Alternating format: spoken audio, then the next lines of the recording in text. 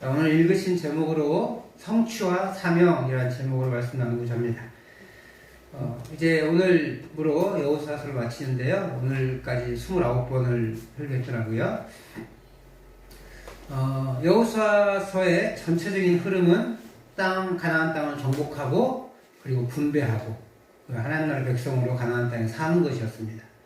이제 이 모든 여정을 마친 후에 여호수아서는 3명의 죽음에 관해 언급하면서 전체 글을 마무리합니다. 그 책을 마무리하면서 왜 죽음으로 끝내셨을까? 우리나라는 기본적으로 이제 죽음이라는 것은 이제 좋은 이미지는 아니잖아요. 그래서 좀 밝고 좋은 이미지로 그 땅이 그 백성들이 기쁘게 하나님을 섬겼더라 이렇게 하고 끝나면 좀 좋았을 텐데 그렇지 않고 여호수아가 죽었고 요셉이 죽었었는데 그것을 가지고 와서 이 땅에 묻었다. 그것도 아버지 야곱이 산 땅에다가 묻었다. 이렇게 하고 끝내고 마지막에 잘 알지 못하는 엘르아살도 죽었는데 그 사람도 잘 묻었다. 이렇게 하고 끝내는 거예요. 왜 그럴까요? 의미가 있으니까 끝내셨을 거예요. 아마 하나님의 그 가나안 땅의 정복에 대한 사역을 이제 완성하셨다라는 의미로 이 죽음으로 마치는 것 같아요. 우리는 이제 죽음은 슬픈 것이고 안타까운 것이지만 이스라엘에 있어서 죽음은 영광스러운 일일 수 있는 것이에요. 그래서 죽음을 가지고 인생의 완성한 것처럼 하나님이 가나안 땅에 대한 그 계획을 완성하셨다라는 것을 보여주는 것으로 보입니다. 그럼 어떤 완성일까? 여호수아는 먼저 가나안 땅에 정착하는데 이스라엘 이끈 지도자입니다. 그죠? 그가 모든 일을 마치고 마지막 당부까지 한 후에 자신의 기업에 묻혔어요. 이것은 그의 사명이 완성되었다는 것을 의미해요. 그리고 그가 자신의 기업에 묻혔으니까 그건 이제 영광스러운 일이거든요. 그래서 그는 자신의 기업에 묻힐 수가 있었던 것이에요. 모든 사명을 잘 감당했기에. 실제로 이제 뜬금없어 보이긴 하지만 이 요셉의 유골이 묻힌 거예요. 큰 의미가 있을까? 왜 요셉은 굳이 그 애굽 땅에 영광스럽게 묻히지 않고 일단 장사가 진행이 됐지만 너희들이 나갈 때 내 뼈를 가지고 가서 내 해골을 가지고 가서 거기에 묻어둬라 했을까? 요셉의 유골을 세겜에 장사한 것인데 세겜은 아까 이게 야곱이 베크시타에 돈을 주고 산 땅입니다. 이 땅에 요셉의 유골이 묻히자는 것은 아주 중요한 의미를 가지고 있는데요. 먼저 우리가 창세기 50장 24절 25절 말씀을 한번 읽어보고 요셉의 부탁이 어떤 것이었는지 좀 확인해 보겠습니다. 같이 읽겠습니다. 시작. 요셉이 내 형제들에게 이르되 나는 죽을 것이나 하나님이 당신들을 돌보시고 당신들을 이 땅에서 인도하여 내사 아브라함과 이삭과 야곱에게 맹세하신 땅에 이르게 하시리라 하고 요셉이 또 이스라엘 자손에게 맹세시켜 이르기를 하나님이 반드시 당신들을 돌보시리니 당신들은 여기서 내 해골을 메고 올라가겠다 하라 하였더라. 맹세시킨 거예요. 24절에 보면은 요셉은 하나님이 이스라엘을 다시 가나안에 돌아가게 하실 것이다 라는 걸 믿었습니다. 그래서 그때 하나님께서 돌아가게 하실 때 자신의 해골을 가지고 가라 라고 부탁하고 있어요. 특별히 빨간 글씨 25절 빨간 글씨를 보시죠. 하나님이 반드시 당신들을 돌보시리니 라고 표현했는데 이 돌보다라는 말은 방문하다라는 의미를 가지고 있대요. 방문하다. 그것을 이제 우리 한글 번역을 하면서 그걸 돌보다라는 번역을 했는데 하나님께서 찾아오신다는 거예요. 하나님께서 이스라엘을 찾아오셔. 그래서 가나안 땅으로 인도하실 것이라는 그 믿음의 고백이 있는 거예요. 그래서 그 땅에 돌아갈 확신을 요셉을 가지고 있습니다. 누가 받은 약속이에요? 아브라함이 받은 약속. 그리고 야곱이 받은 약속. 그래서 요셉은 아버지가 죽을 때 그 땅에 묻지 않고 어디에 묻어요? 가나안 땅에 가서 묻잖아요. 그래서 자신도 거기에 묻히기 원했습니다. 그런데 내가 죽을 때 바로 보내는 게 아니라 자신은 총리를 죽은 거잖아요. 그러니까 이 사람이 여기에 남아있어야 또 우리 가족들이 안전하게 살아갈 수가 있는 거예요. 그래서 일단은 애굽 땅에 묻히긴 하지만 어떤 믿음이 있었다고요? 가나안 땅으로 돌아갈 것이라는 믿음이 있었기에 그들이 나갈 때 형님들에게 일단 부탁하는 거예요. 형들이 나갈 때 나 여기다 그냥 놔두지 말고 꼭 같이 나가게 해주십시오. 근데 그때가 언제인지는 모르잖아요. 물론 아브라함에게 400년이라는 약속을 하셨는데 아브라함이 얼마나 잘 전해진지는 알 수 없잖아요. 그죠? 그래서 기약할 수는 없지만 반드시 돌아가게 될 텐데 그때 잊지 않고 데리고 가주십시오 라고 한 거예요. 그로부터 300년이 지나요. 그 300년이 지났는데 이스라엘의 사람들은 그것을 잊지 않고 출애굽할 때 그 유골을 가지고 옵니다. 그리고 그 어때요? 광야 40년을 지냅니다. 매우 다녔겠죠. 그죠? 그 다음에 또 어때요? 전복전쟁 7년을 치릅니다. 그 유골을 그렇게 소중하게 여긴 거예요. 여러분 이 긴 시간에 특별히 광야 생활 전복전쟁 시간에 얼마나 어려웠겠어요? 그런데 그 유골을 잊지 않았다는 거예요. 그 전복전쟁이 맞춰진 다음에 모든 일을 정리한 다음에 요셉의 유골을 세겜 땅에 묻어줍니다. 그만큼 족장들은 하나님의 약속을 신뢰했고 마침내 하나님이 약속을 이루셨습니다. 그래서 그가 가나안 땅에 묻힐 수 있었던 거지. 이것을 본문이 보여주는 거예요. 세 번째 이제 엘르아살이죠. 엘르아살은 누구냐면 우리가 잘 모르는 인물이긴 하지만 아론의 아들입니다. 하지만 그렇게 주목받지 않았던 인물이 마지막 3명의 죽음, 그것도 맨 마지막에 언급되는 이유가 무엇일까? 엘르아살이라는 인물이 어떤 역할을 감당했는지를 좀 찾아볼 필요가 있어요. 그래서 여호수아 14장 1절 우리가 예전에 살펴봤지만 우리가 14장 1절 말씀을 같이 한번 읽어보겠습니다. 시작. 이것은 이스라엘 자손이 가나안 땅에서 받은 기업 곧 제사장 엘르아살과 눈의 아들 여호수아와 이스라엘 자손 지파의 족장들이 분배한 것이니라. 무슨 말이냐면 이 14장은 가나안 땅 서쪽 요단 서쪽에 가나안 땅을 땅 분배를 하는 거예요. 근데 누가 지도했대요? 여호수아와 엘르아살이에요. 한 명은 정치적인 지도자예요. 그저 누가 다 알고 있는 여호수아입니다. 다른 한 명은 제사장이에요. 제사장. 종교 지도자죠. 그죠? 이 땅 분배에 있어서 이 정치적인 지도자와 종교적인 지도자가 둘 다 언급되었다는 것은 땅 분배를 이 둘이 잘 협력해서 진행했다는 뜻이에요. 그런데 한 가지 주목할 것은 이 두 사람의 이름을 언급한 순서예요. 여호수아가 더 유명하고 여호수아가 훨씬 더 영향력이 있었을 거예요. 그죠? 그리고 마지막에 유언을 하는 사람도 여호수아예요. 그만큼 여호수아가 힘이 있는 사람이에요. 그런데 그 중요한 여호수아가 앞에 있지 않고 뒤에 있어요. 누가 먼저 언급됐어요? 제사장 엘르아살. 이런 생각을 가질 수 있을 것 같아요. 당연히 엘르아살은 제사장이니까 아마도 종교적인 이스라엘 분위기상 엘르아살이 앞에 언급된 것 같다라고 생각할 수 있을 것 같아요. 그런데 있잖아요. 이 당시에는 종교랑 정치가 분리되지 않았잖아요.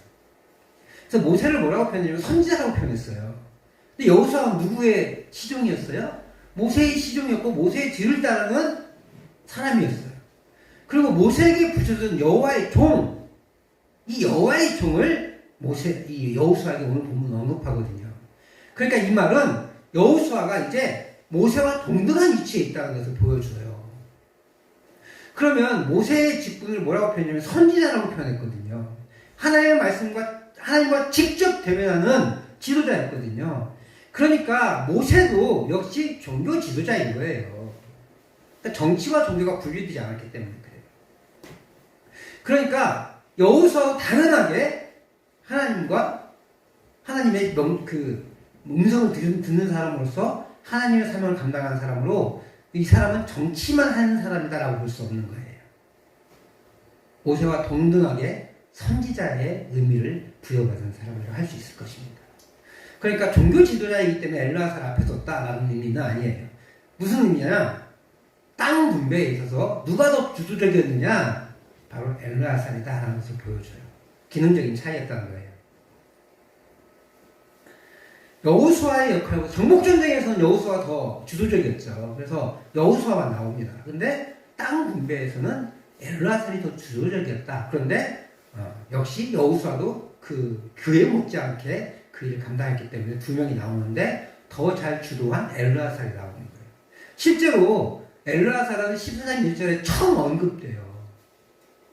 그만큼 정복전쟁에서 엘르아살의 역할은 없었습니다. 그러나 땅 분배에 있어서는 여호수아보다 엘르아살이 훨씬 더 주도적이었다는 것을 보여주고 있는 거예요. 이렇게 볼 때 땅 정복의 주연은 여호수아, 땅 분배의 주연은 엘르아살 이렇게 양분할 수 있을 것 같아요. 그래서 전반부에는 여호수아가 주도적인 역할을 감당하고 후반부에는 엘르아살이 더 주도적인 역할을 감당했다는 것을 알 수가 있습니다. 그래서 이 둘의 죽음을 나란히 언급하고 있는 거예요. 그러므로 이 둘의 죽음, 여호수아와 엘르아살의 죽음, 그리고 요셉의 죽음을 마지막에 기록하고 언급한 것은 하나님의 나라를 이 땅에 세운 것이 완성되었다라는 것을 보여주고 있는 거예요. 그것을 보여주는 것이 아주 중요한 것임을 이 마지막 별 의미 없어 보이는 29절부터 33절까지에서 보여주고 있습니다. 우리가 읽을 때는 별 의미가 없을 수 있지만 이 당시의 사람들이 읽고 또 이렇게 같이 해석을 누리고 할 때는 그만큼의 하나님 나라의 완성이 이런 의미였구나라는 것을 더 체감할 수 있었겠죠. 요셉의 죽음에 대한 언급은 가나안 땅을 차지할 것을 믿음으로 확신하였다는 것을 보여줍니다. 여호수아와 엘르아살의 죽음은 이 믿음이 완성되어 땅이 정복되고 분배되는 것이 완성되었다는 것을 보여줍니다. 이렇게 하나님의 거대한 역사가 거의 700여 년의 거대한 역사가 오늘 완성된 거예요. 그런데요, 여호수아의 죽음을 마무리하면서 언급된 31절의 말씀은 한편으로는 너무너무 위대하지만 다른 한편으로는 미래의 암울한 일을 보여주는 이 복선처럼 보여요. 우리가 31절을 같이 한번 읽어보겠습니다. 오늘 본문 31절 시작. 이스라엘이 여호수아가 사는 날 동안과 여호수아 뒤에 생존한 장로들 곧 여호와께서 이스라엘을 위하여 행하신 모든 일을 아는 자들이 사는 날 동안 여호와를 섬겼더라. 엄청 길게 설명했죠. 여호수아와 장로들이 살아있는 동안은 이스라엘이 하나님을 섬겼습니다. 이 말은 여호수아와 장로들의 믿음이 함께 살고 있는 백성들에게 선한 영향력을 끼쳤다 이런 말이에요. 얼마나 위대한 믿음인지 보여주고 있는 것이죠. 그만큼 여호수아와 장로들은 하나님의 역사의 산 증인들이었고 백성들은 그 믿음의 본을 받아 하나님을 섬겼습니다.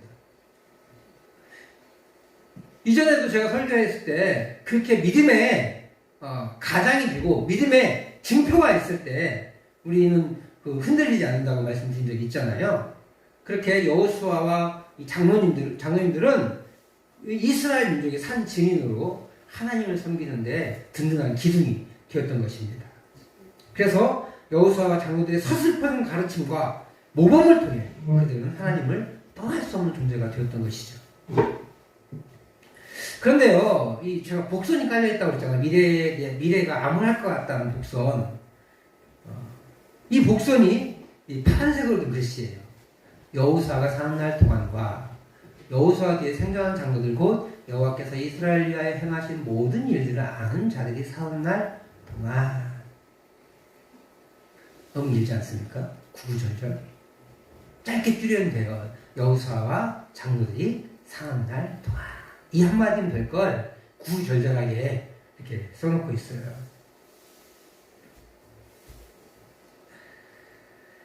그리고 자주 언급했듯이 제가 자주 말씀드렸듯이 이 사사기 2장 10절은 충격적인 말이 나오는데 사사기 2장 10절을 먼저 읽어보고 같이 말씀 나눌게요. 사사기 2장 10절 말씀 시작. 그 세대의 사람들도 다 그 조상들에게로 돌아갔고 그 후에 일어난 다른 세대는 여호와를 알지 못하며 여호와께서 이스라엘 위하여 행하신 일도 알지 못하였더라. 이 사사기 2장 10절 말씀과 여호수아 24장 31절은 같은 시기예요. 같은 시대, 같은 말을 다르게 풀었던 거예요. 하나는 살아있는 동안, 다른 하나는 죽은 후에라고 말하고 있어요. 글을 쓰는 시점은 다 죽은 다음이에요. 그죠? 그런데 하나는 어디에 초점을 쳤어요? 살아있는 동안에 초점을 맞췄고, 하나는 사사기는 죽은 후에를 초점을 맞춘 거예요. 왜요? 그들의 행동이 달랐기 때문에. 사사기 2장 10절에서 유추할 수 있듯이 여호수아 24장 31절은 아무런 미련을 암시합니다. 그들이 사는 날 동안만 섬겼다는 거예요. 그들이 죽은 이후에 진짜 믿음이 나타나는데 그들이 죽은 이후에 하나님을 버려버렸어요. 이스라엘 민족은 여호수아와 장로님들이 돌아가신 다음에는 믿음을 버렸다는 것을 말해요. 그것이 사사기의 시작이에요. 그리고 사사기의 결론이에요. 그때 왕이 없었으므로 자기 옳은 대로, 자기 속에는 옳은 대로 행하였더라. 그게 사사기의 결론이거든요. 어떤 왕이 없었어요? 첫 번째는 인간 왕이 없었고, 두 번째는 진짜 왕이신 하나님이 없었던 거죠. 그게 사사기가 보여주는 암울함입니다. 근데 그 암울함을 완성의 시대인 이 여호수아의 마지막 순간에 살짝 보여주는 거예요.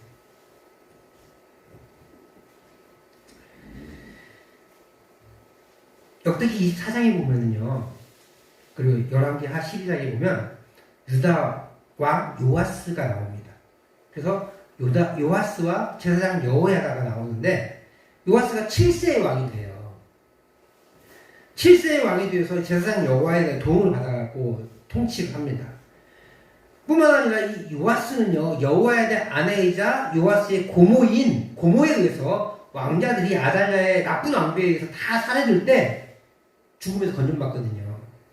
그러니까 이제 고모부한테 도움을 받는 거예요. 여호야다는 고모부예요, 고모부. 여호와의 지도를 받아서 하나님 없이 정직히 행할 뿐만 아니라 성전을 수리하는 등의 믿음을 보여줍니다. 심지어 그 여호야다가 성전 수리를 잘 안 하고 있자 책망까지 해요. 근데 여호야다가 130세에 죽거든요. 130세에 죽은 이후에 그 은혜도 모르고 그 아들을 죽입니다. 뿐만 아니라 믿음에서 떠나는 삶을 살게 돼요. 이런 걸 보면은 이 요아스는 어떤 삶을 산 것일까라는 궁금증이 생겨났었어요. 뭘까 이게?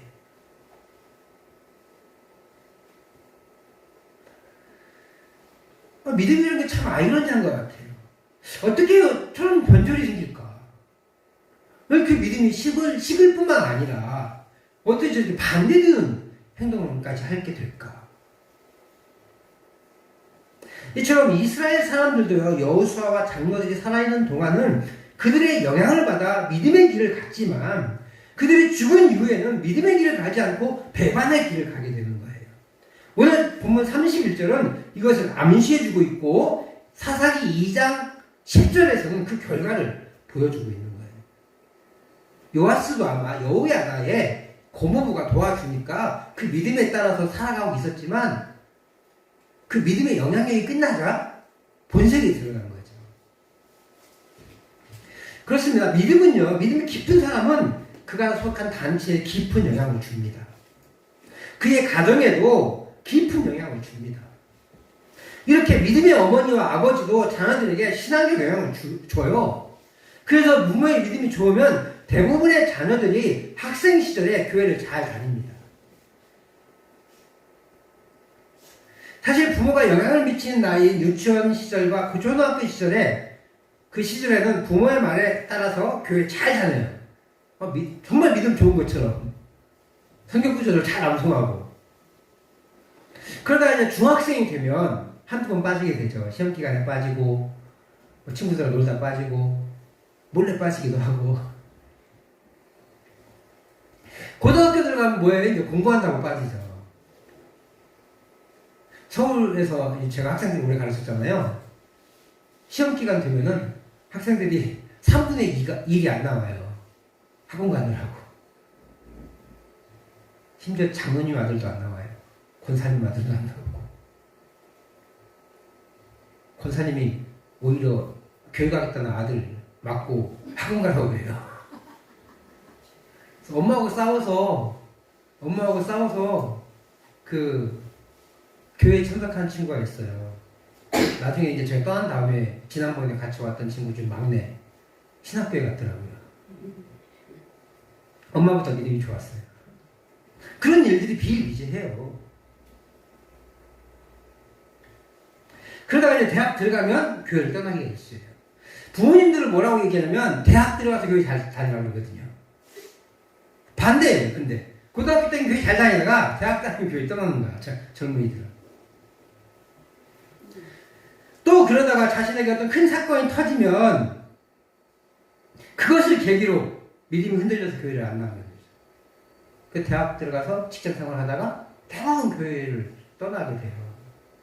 이렇게 부모의 영향력이 떨어지게 되면 자녀들도 자신의 편리한 대로 신앙생활을 하다가 신앙생활을 떠나기도 합니다. 그렇게 하나님의 믿음의 성취를 누린 사람들은 믿음의 사명을 가지고 살아가게 돼요. 그러나 문제는 그 성취를 누리지 못하고 듣기만 한 사람들. 그 사람들은 자신의 믿음으로 살아야 하는 시기가 오면 믿음에서 떨어져 버리고 마는 거예요. 오늘 여호수아는 믿음의 멋진 승리를 보여줍니다. 하나님께서 이 땅에서 하나님의 나라를 세우시고 완성된 하나님의 나라를 보여주신 것이 바로 이 성경 여호수아거든요. 그리고 그것은 신약의 사도행전으로 완성된 하나님의 나라를 살아가는 성공적인 모습을 보여줘요. 아쉽지만 여호수아의 후손들은 그 성취된 하나님의 나라를 살아가는데 실패합니다. 그러나 신약에서는 성공하죠. 그 성공한 모습을 보여주는 것이 사도행전이잖아요. 제가 그래서 사도행전을 여호수아를 마치고 같이 우리 성도들하고 같이 나누고 싶은 성경이 사도행전이에요. 다음 주부터 이제 하게 될 텐데요. 하나님의 나라를 살아가는 믿음의 사람들의 성공적인 모습을 사도행전이 보여주고 있거든요. 그것은 성령의 임재를 통해 변화된 삶을 살았기에 가능했습니다. 그래서 사도행전의 별명이 뭐예요? 성령의 행전. 성령께서 행동하시는 기록이라고 해서 사도행전의 별명은 사도들의 행전이 아닌 성령님의 행전이다 라고 별명 붙여주기도 한 것이. 율법의 의무는 살아있으나 그들은 하나님의 역사를 말로만 들었어요. 여호수아를 통해서만 들었어요. 아버지를 통해서 듣기만 했어요. 그 하나님의 은혜가 그들의 삶에는 나타나지 않았던 거예요. 자신들이 경험하지 못하니까 자신들의 믿음이 되지 못했습니다. 결국 믿음을 이끌었던 지도자들이 죽자 그리고 그 믿음도 떨어지고 만 거예요. 삶의 의무만 남아있고 은혜는 없는 신앙은 죽게 되어 있습니다. 저는 우리에게 복음을 전해준 미국과 영국이 그런 것 같아요. 그들의 문화는 기독교 문화이지만 기독교는 죽어가고 있어요. 아직 곳곳에 하나님의 은혜가 왕성하게 있고 신학적 발전이 있어서 우리 한국 목사님들 유학도 가고 그래요.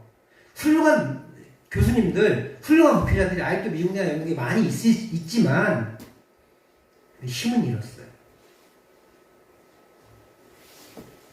생명의 주님을 경험하지 못하기 때문에 그렇습니다. 기독교적인 문화만 남아있어요. 그러면 우리 믿음의 부모들은 우리 자녀에게 교회만 다니라고 말해서는 안 돼요. 교회 다니자, 교회 다녀라라고만 말해서는 안 된다는 거예요. 처음엔 잘 따라오기도 했죠. 잘 따라옵니다. 그러나 그들의 생각이 커지기 시작하고 삶의 영역이 넓어지면서 부모의 통제를 벗어나게 되잖아요. 그렇게 된다면 결국 부모의 말을 듣지 않게 되고 교회를 떠나게 되는 것이죠. 그러므로 우리 부모된 사람들은 그들이 하나님을 인격적으로 만나도록 지속적으로 기도하고 권하고 기회를 만들어줘야 합니다. 그래서 제가 가정예배 말씀드리잖아요. 그 명절에 혹은 추모 예배 때 그때 그 예배를 우습게 여기지 마시고 안 드렸다고 불편해하지 마시고 꼭 드리라는 거예요. 기회를 제공하기 위해서인 거예요. 분명 가능할 겁니다. 제가도 그랬다고 했잖아요. 아버지가 매일 가정예배 드리자고 하니까 아이씨 하고 가다가 아버지가 에이씨 안 드려 하고 그 다음부터 가정예배 못 드렸다고. 그게 후회스럽다니까요. 저도 이때 아는 거예요. 이때 근데 가정예배를 드리고 싶지 않아서가 아니라 쑥스러웠어요. 저 그때는 기억이 나요. 근데 그 한두 번 안 한 게 아버지한테는 굉장히 힘들었나 봐요. 이놈이 하기 싫은가 보다 라고 해서 그 기회를 아버지도 포기하셨거든요. 저에게 후회가 돼요. 저에게. 물론 감사하게도 저는 그 믿음에서 떨어지지 않고 하나님께서 적절한 사람들이 붙여주셔서 지금까지 왔고 목회의 길을 가고 있지만 그게 너무 아쉬워요. 저 개인적으로. 계속 기회를 만들어 주셔야 합니다. 의식만 남은 기독교는 죽은 기독교예요. 그 안에 진정한 생명이 있기 위해서는 살아계신 하나님을 인격적으로 만나고 그분과 진정한 교제를 가져야만 가능합니다. 그래야 진정한 하나님 나라 백성의 삶을 살 수가 있는 거예요. 행동만 남아서는 안 돼요. 사사기 2장은요, 여호수아서의 이 성경 여호수아서의 지도자들이 그들의 믿음이 전수되지 않았다고 분명히 말하고 있어요. 제 생각에 분명히 여호수아와 장로들은 믿음을 전수했을 거예요. 그리고 우리가 살펴봤던 것처럼 여호수아 23장, 24장은 여호수아가 백성의 지도자들에게 한번 설교하고 또 백성들을 또 모아서 또 설교하고 그게 2번이나 설교했잖아요. 뭐라고 해요? 하나님을 사랑해라. 그리고 하나님을 따르라. 이렇게 설교했잖아요. 분명히 그렇게 명령했습니다. 그런데도 백성들은 하나님을 떠난 거예요. 왜요? 개인적인 경험이 없기 때문에. 여호수아의 믿음은 훌륭하지만 장로님들의 믿음은 훌륭하지만 내 믿음은 아닌 거예요. 그래서 여호수아가 살아있고 장로님들이 살아계실 때는 그 믿음 따라서 따라왔는데 그분들의 영향이 떨어지니까 어떻게 해야 될지 모르는 거예요. 형식만 남아있다가 시들시들해지는 거고 삶의 현장이 너무 촉박하잖아요. 먹고 살아야 되고 오늘 농사 지어야 되고 풍요를 누려야 되고 지금처럼 한번 곡식 오래만 돼도 곡식이 열매가 많이 없다면서요. 근데 그 당시에는요 별이 이상의 30개만 맺으면 풍년이에요. 기적적인 풍년이에요. 예수님이 30배, 50배, 100배 그러잖아요. 30배, 60배, 100배. 30배는 별거 아니고 100배는 엄청난 거라고 이렇게 생각하시면 안 돼요. 30배부터 이미 기적이에요. 이미 기적. 그럼 기억하세요? 우리 50원짜리 동전에 벼 이삭 있는 거? 한 번 50원짜리가 바뀌었어요. 그죠? 그러면서 벼 이삭의 숫자가 달라졌어요. 혹시 아세요? 모르시죠? 한번 세보세요. 옛날 동전은 숫자는 기억 못하는데 한 15개 있다면 새로운 동전은 20개 정도가 있어요. 제가 숫자는 정확히 기억 못하는데 그만큼 우리 짧은 역사, 50원짜리 동전이 얼마나 길어요. 그 짧은 역사에도 이삭의 숫자가 늘었다는 것을 반증해주고 있는 거거든요. 2000년 전에 그 농사는요, 그냥 주워오는 거예요. 주워오는 거. 농법이라는 게 없어요. 그냥 뿌려놓고 나면 감사하고 안 나면 마는 거고 이런 거거든요. 오직하면 돌짝밭에서 거두어주고 그러겠어요. 2000년 전, 3000년 전의 농법이 없습니다. 그러니까 하나는 더 많이 벌어야 될 거 아니에요. 더. 그래서 뭘 섬겨요? 바알신을 섬기는 거예요. 아세라를 섬기는 거고 전문 신들을 섬기는 거죠.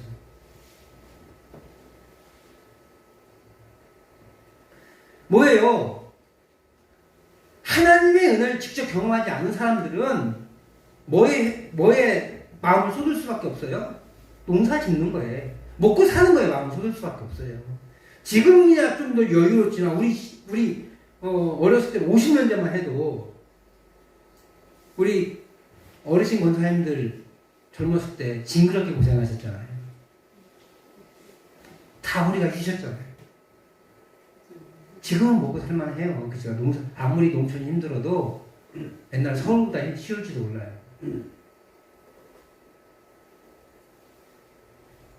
3000년 전에는 훨씬 더 어려웠어요. 그러니까 먹고 사는 거에 집중할 수밖에 없는 거예요. 그러다 보니까 은혜가 없는 사람은 여호와를 섬기는데 소홀할 수밖에 없는 거죠. 그래서 결국은 뭐예요? 다음 세대가 아니라 다른 세대가 되어버린 거예요.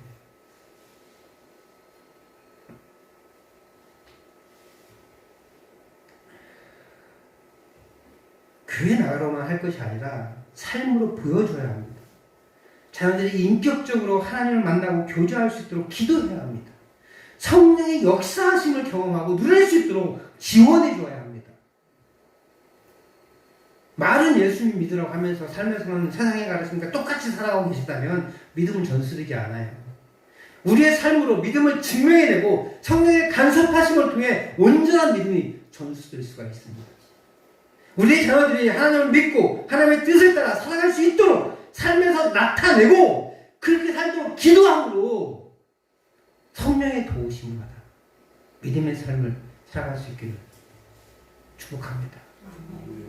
오늘 본문은 하나님께서 가나안에 하나님의 나라를 세우시고 온전히 성취되었음을 보여줍니다. 그리고 동시에 남은 백성들이 그 땅에서 어떻게 하나님의 나라를 잃지 않을지 간접적으로 경고해주고 있습니다. 저와 여러분은 오늘 하나님이 예수 그리스도를 통해 세우신 하나님의 나라를 사는 백성들입니다. 이것을 누리기 위해서는 성령님의 역사하심이 필요합니다. 성령님의 도우심을 통해 우리는 하나님의 나라를 세워가고 그 세워진 하나님의 나라를 누리게 된다면 그 나라를 우리가 전수할 수가 있습니다. 무엇보다 우리 자녀들이 하나님의 은혜를 경험해야 돼요. 어려서부터 경험하는 것이 훨씬 더 유익합니다.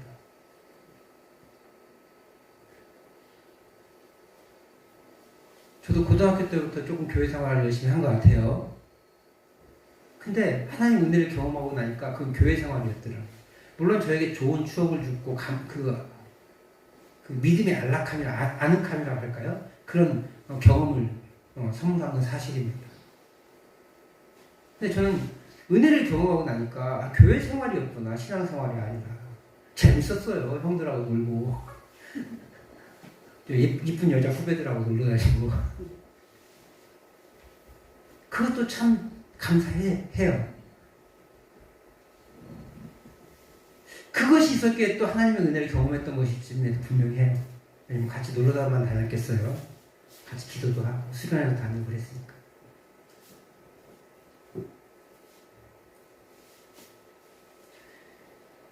그때도 은혜 받은 것 같은데 그때는 얕은 은혜를 받은 것 같더라고요.